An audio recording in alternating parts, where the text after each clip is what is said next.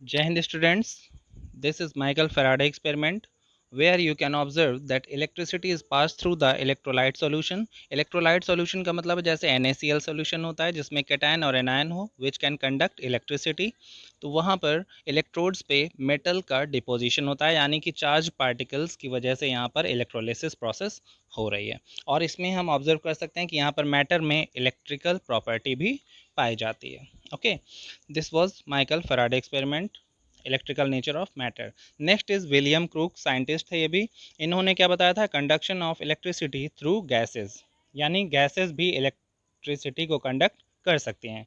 ये है cathode ray tube जिसमें हमने डिस्कवरी ऑफ इलेक्ट्रॉन को पढ़ा हुआ है अपने पहले भी क्लास में. अब इसमें देखिए हाई वोल्टेज जनरेटर है जो कितना वोल्टेज प्रोड्यूस कर सकता है? हाई वोल्टेज होना चाहिए यानी 10,000 volts. Okay, high voltage generate करता है और यहाँ पर ये कनेक्टेड हैं दो इलेक्ट्रोड से. ये दोनों इलेक्ट्रोड होते हैं मेटल इलेक्ट्रोड बने होते हैं दोनों. पॉजिटिवली एक होता है पॉजिटिवली चार्ज एनोड और एक होता है नेगेटिवली चार्ज कैथोड. और एक ये साइड ट्यूब है, साइड ट्यूब में वैक्यूम पंप इसे बोलते हैं, यानी कि इसमें वैक्यूम क्रिएट करने के लिए इसका यूज़ किया जाता है ताकि अंदर की गैसेस बाहर कर सकें.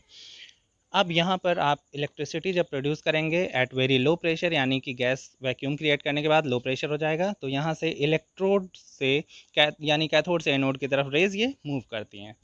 अब इसे हम समझते हैं कि यहाँ देखिए फिर से उसी एक्सपेरिमेंट को दिखा रहे हैं कि इसमें हमने अब क्या किया, एनोड में एक होल कर दिया. ओके, परफोरेशन करने से पता चलता है कि ये रेज जो मूव कर रही थी, सर्किट कंप्लीट हो रहा था, ये किसकी वजह से? इसमें होल होने की वजह से वहाँ से डायरेक्ट एक इनविजिबल रेज आती है और वहाँ पर हमने जिंक सल्फाइड की कोटिंग कर दी है जो ग्लो करता है.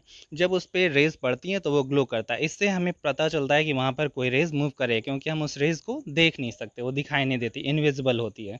तो जिंक सल्फाइड की कोटिंग ग्लो होने से वहाँ पर ग्लो करके ये शो करता है कि वहाँ पर रेज आने लगी है और वहाँ पर सर्किट कंप्लीट हो रहा है. Okay, you can observe that on a screen. That was William Crookes experiment.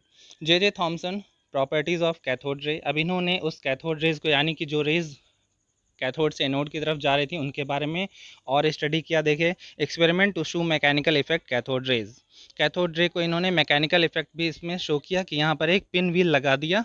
Okay, जो फ्रीली मूव कर सकता है और फिर जब यहाँ से करंट फ्लो होता है वहाँ से कैथोड से एनोड की तरफ, तो वो पिन व्हील मूव करता है. इससे शो करते हैं कि वो रोटेट हो रहा है, यानी मैकेनिकल इफेक्ट भी है कैथोड रे शो करते हैं. Next is experiment to show cathode ray produce heating effect. यहाँ पर गोल्ड फॉयल पे अगर कैथोड रेज पड़ती हैं तो यहाँ पर जो कॉपर से कवरिंग की गई है जो देख रहे हैं आप, वो हीट अप हो जाता है, ठीक है, गर्म हो जाता है, यानी कि हीटिंग इफेक्ट भी प्रोड्यूस करता है. And it shows that it travel in straight line. यहाँ पर अगर हम बीच में कोई भी ऑब्जेक्ट रखें तो उसकी शार्प शेडो दिखती है आपको, जैसे कि आप देख पा रहे हैं कि कैथोड से एनोड की तरफ जब गया है तो यहाँ पर साइन जो है बना हुआ है वो शेडो शो कर रहा था. Okay, next is experiment to show the effect of electrical and magnetic field, जिसमें इलेक्ट्रॉन निगेटिवली चार्ज होता है इसलिए पॉजिटिव प्लेट की तरफ ये अट्रैक्ट हो रहा है, और अगर यहाँ पर मैग्नेटिक फील्ड अप्लाई करते हैं तो ये उसकी तरफ अट्रैक्ट हो रहा है.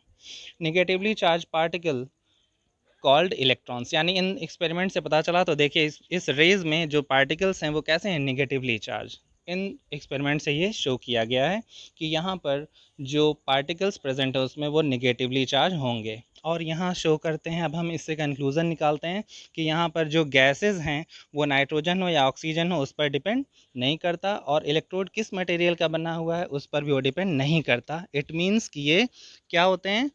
ये इलेक्ट्रॉन्स जो होते हैं वो यूनिट होते हैं, ऐसी यूनिट जो सारे एटम्स में एक जैसे ही होते हैं. ठीक है, ये अलग अलग मटेरियल पर इलेक्ट्रोड के या अलग अलग गैसेस होने की वजह से उस पर डिपेंड नहीं करते.